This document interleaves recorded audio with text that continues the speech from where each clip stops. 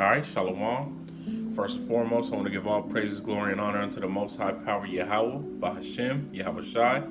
Double honors unto the apostles and elders of Great Millstone. Salutations to the Akim who go out throughout the four corners of the earth, who teaches truth in all sincerity. Shalom. Just getting into another lesson. Yesterday at camp we had this scorner, this scoffer come up, talking mess. And I was, doing some homework, and one of the words I came across was scorner, and I looked it up. But I'll read I'll read the scripture first, and then get into the word. This is Proverbs 14:6. A scorner seeketh wisdom and findeth it not, but knowledge is easy unto him that understandeth. Right, so this scoffer yesterday was talking mess about our garments, talking mess about what we were teaching, called us racist. There's all kinds of nonsense going on with this damn devil. He was an Edomite, so-called white person, calling us racist. But he had the nerve to say, he was talking to the head brother who's a light-skinned Ephraimite. He had the nerve to say, you're white, you're chilling with all these brothers, these African brothers. Oh, man. These demons, bro. They gonna have hell to pay. But let's get into the word scorner. Because it's simple. When the law breaks down, the fringes, he wanted us to have tassels on, like a cheerleader. Not saying there's anything wrong with that, because you can have tassels in the four corners of your garment. The scriptures do say that. But it's also okay just to have a whole row of fringes, or both. The apostles say that we can even have both. So, and that's why I say it's okay, because all that information comes from the apostles. I'm not just making that up on my own accord. And this word for scorner is lawataza, or lawataza, one of the two. But it's lawataza. Let me make sure that's what that is. Salaki. Yep, lawataza, or lawatza. Lautza. Let's see how this devil says it right here. Strong's H 3887. Lutz. Right, that's that Yiddish. If you go down to the definition, to scoff, hence from the effort to pronounce a foreign language, to interpret, or generally intercede, ambassador, having derision, and interpret. And this is where this definition makes sense here. Make a mocker, scorner, or a teacher. Scornful, scorner, mocker or mockery. Right? And he was mocking us yesterday, with our fringes. But the scriptures simply say to have a border of blue and your fringes. And these are sackcloths. We don't make fancy garments when we're in mourning. We're no longer with Yahweh Shai, so we're in the time of mourning. And we're also in bondage, which some of these different groups fail to understand with these fancy garments. And also, he was talking, about how we don't understand, but he was the one that didn't understand. He's talking about, do you even read Hebrew? Can you do? Fool, you're over here speaking Yiddish, which is not Hebrew, it's German with Hebrew characters, first of all.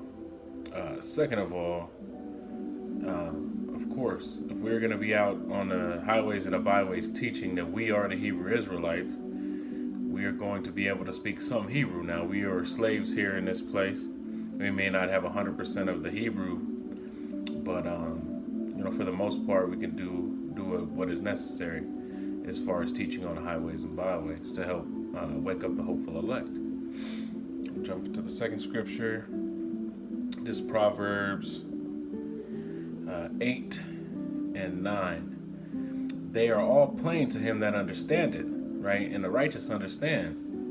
His chosen understand. And right to them that find knowledge.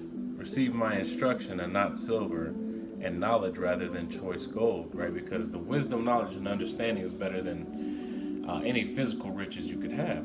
Because, gold and silver, they'll be here. But as far as the wisdom, knowledge, and understanding of Yahweh Shem Yahushai, that's eternal.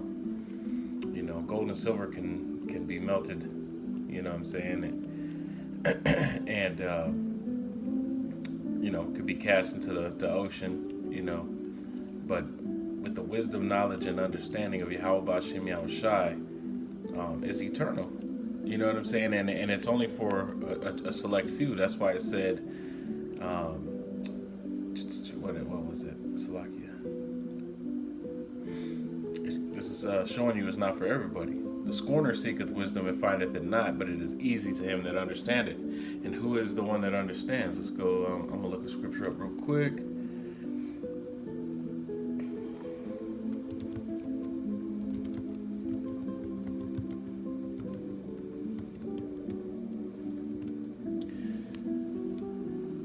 See if I can find it.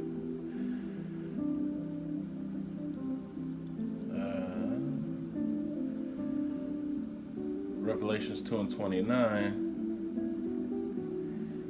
He that hath an ear, let him hear what the Spirit saith unto the churches. Right? So he that hath an ear, meaning he that has the the wisdom, knowledge, and understanding of Yahweh Shem Yahushai. What the Spirit saith to the churches. Like it, man. My whole system is messed up right now. But he that hath an ear hath eyes to see, and there are some that hath eyes to see but see not, and ears to hear but hear not, right? Because the word's not meant for everybody. And Yahushua said that. It is meant for you. He was talking to his disciple. It's meant for you to understand these, but not for all. Right? And we'll get into Ecclesiastes 2 and 14. The wise man's eyes are in his head, but the foolish walketh in darkness. But the fool walketh in darkness. Right? So the wise man's eyes are in his head, but the fool walketh in darkness. I myself perceive also that one event happened to them all.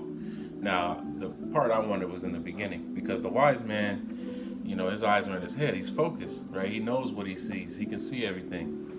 But it's like the fool is blind, right? So he thinks he knows something. He coming up to the camp, talking this, talking that. He think he knows something, right? But he's walking in darkness, right? He thinks he's been to the land of Israel, so he's seen some Edomites over there. Man, fool, come on, right? That's why the prime minister, I think his last name was Nasir of Egypt, said, "How is it that you Negro or you Jews left black and came back white?" Because the whole world knows the word of Israelites, except for these damn Joe Budweiser, damn Edomites. You know what I'm saying? And us, but we're slowly but surely waking up. This is Proverbs 24 and 9.